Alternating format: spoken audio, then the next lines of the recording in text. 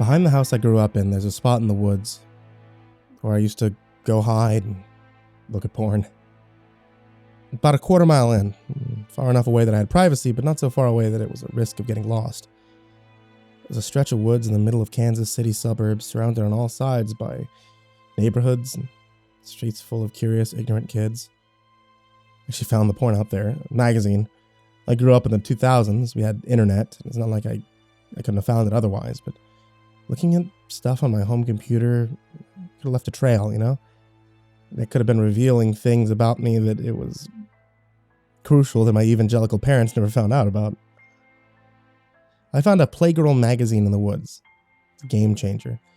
The first edition I found out there was called Boys of the Rust Belt, working class theme. A lot of generously endowed hunks posing with construction equipment, all of them smiling, all happy to see me, all happy to be seen by me.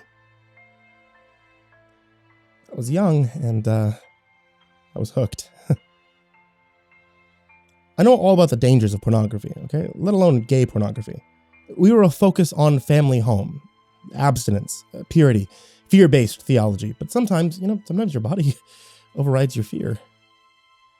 So I started going out in the woods. I found the first magazine next to a creek on top of a concrete drainage pipe. Didn't dare bring it back home. Just left it there, feared that it would be gone the next time. Then I just left it there. Feared it would be gone the next time I went back. And it was. This time there was a new skin mag in its place. And every time I went, there was a different magazine. Straddled the drainage pipe, stare at them, bug-eyed, hunks of the Midwest, surfer dudes, hot uncles, horny truckers, big old bears gone wild. I go out in the woods a couple times every week. Didn't really question the fact that the magazines kept changing. Someone was obviously swapping them out. But then one day, inside the magazine, I found a napkin. Written on it was one word. Hello. I was taken aback, but I assumed it wasn't directed at me, so I just tossed it. Next time I came, there was another note in the magazine. Scrawled on a piece of trash. Inside of a bear label, it said, "I like your brown hair." I ran home, straight out of the woods. I knew there was a lot of brown-haired people out there, but I was the only one in those woods, and I didn't go back for about a month. Until the fear burned off. And I wanted to look at the smiling men again. So I went back. And there was a magazine there, on top of the drain pipe. I was scared to open it. I was scared there'd be a note. But I didn't walk all the way out in the woods just to look at the cover. A piece of cardboard fell out of the centerfold. And on it, in the same shitty handwriting, there was this. There were the words, "Mean no harm. Keep coming back." I looked around. There was nobody there, that could have seen me. But I felt watched. Came back later that week with a pen, new magazine, new note. This time it just said, "Your face looks soft." I wrote back, "Who are you?" Stuffed it back in the magazine. Came back a few days later, and at this point, as interested in the note as the porn. This time it said, "Can I be your friend?" I wrote again, "Tell me who you are." They left. But I didn't go home. Told my mom I'd be spending the night at a friend's house that night.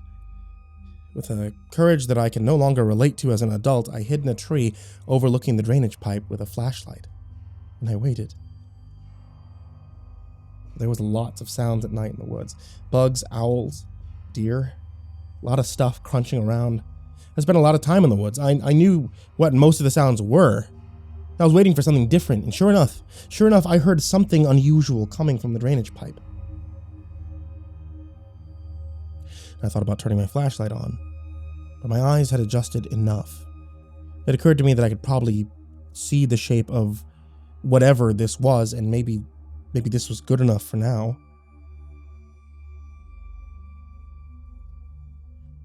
It pulled itself out of the drainage pipe. Long, wet, skinny. A man, but then not quite. The midsection was too long. The arms bent wrong. He wasn't naked, but he wasn't wearing clothes either. An extra large garbage bag was wrapped around him like a toga. He picked up the magazine, opened it, fingered out the note, and read it. But that frightened me. That meant he could see really well at night. If he could read in the dark, then he could see me in this tree, and I needed to stay very quiet. The long man giggled. Then he rubbed the note all over his body, over his arms, his very tall stomach, like it was a sponge. And then he ate it. He sat down, he pulled a small piece of trash out of the bag he wore, a paper label, waved it in the air, then blew on it, a sound that almost whistled. He was drying it out. Then he answered one of the questions that I had. What utensil was he using to write? I couldn't tell. The long man didn't pull out a utensil, no, instead he banged his fist on the top of the drain pipe. 3 times, it echoed like an old church bell. And then he waited. After a few minutes, I heard the sound of something small climbing out of the drain pipe. Little hands clamped onto the upper rim, then pulled the rest of it up. I stopped myself from gasping. It was a boy. A boy in ragged clothes, a boy about as tall as me, who would have been if he stood up straight. The long man pointed at the piece of trash in his hand. He smoothed it out on top of the drain pipe. A little boy, using something that looked like one of my mom's lipstick containers, wrote a response. He showed it to the long man. The long man nodded, pointed a finger back at the drain pipe opening. The little boy held out his hand, and the long man gave him the magazine, the old one. The little boy clutched it to his chest. The long man patted the boy on the top of his head. And the boy scampered back into the pipe like a rat carrying cheese. The long man pulled a new magazine from his bag, set it on the drainage pipe, tucked the new note inside of it, and crawled back inside the pipe as well. As the sounds from the drain faded, I debated whether to go down there to see what the little boy had written this time. I decided to look. I got out of the tree, I turned my flashlight on, I picked up the magazine. Football players hit the showers. I pulled out the note. The note read, I'm your buddy. More inside pipe. Come look. By the time I got home, I made up my mind to tell my parents. There was a child living in the woods in the drainage pipe with a strange, tall man. But I didn't. When my mom asked why I was so agitated, I lied because I was too scared.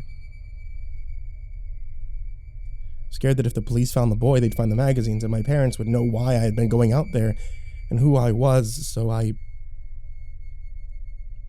didn't tell. I moved on. I had to. I started looking at porn online like everyone else. My parents eventually caught me. They cried a lot.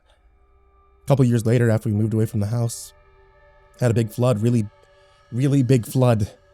And a bunch of bones washed down the creek, all belonging to young boys. Middle school age. The police had no idea where they'd come from. But the bones all had a few traits in common. So the spines were all arched, as if the boys had been in a crawling position for a lengthy period of time. And the other trait was that the bones all had teeth marks on them. Teeth marks that matched the jaw of a human, but not the teeth of a human. And they never found a set of long bones. You know, after a lot of therapy, I learned to manage the anxiety and let go of the shame. I started dating. Met my partner, Jeff, who actually was an adult performer for several years. I've seen his old movies. They're cute. They make me smile. And I'm with Jeff now because I'm alive. And I'm alive in part because 20 years ago I didn't crawl into a drain pipe. And even though I was scared as hell that night, part of me wanted to. It was hard to explain to straight people how starved you can be.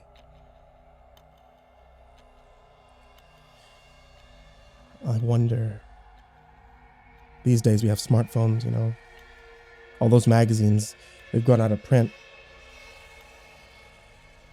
Those things, that thing in the sewer. What is it used now?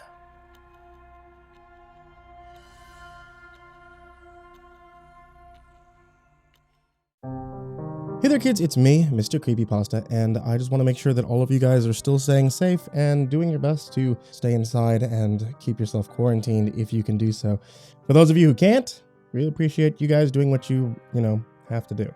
So, all the best to all of you who are still working, and all the best to all of you who are forced to kind of stay home and are not able to work. If you guys are missing out on a lot of the conventions, which at this point, all of them that I was planning on going to this year with the exception of San Japan, looks like have been either canceled or pushed back.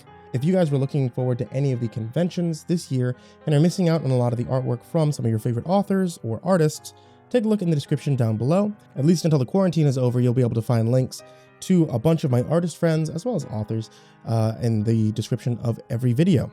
And of course, I will be bringing you guys stories every single day from now until the end of time, available here on YouTube as well as here on the podcast on Spotify, Apple, iTunes, and Google, and wherever else you can get podcasts.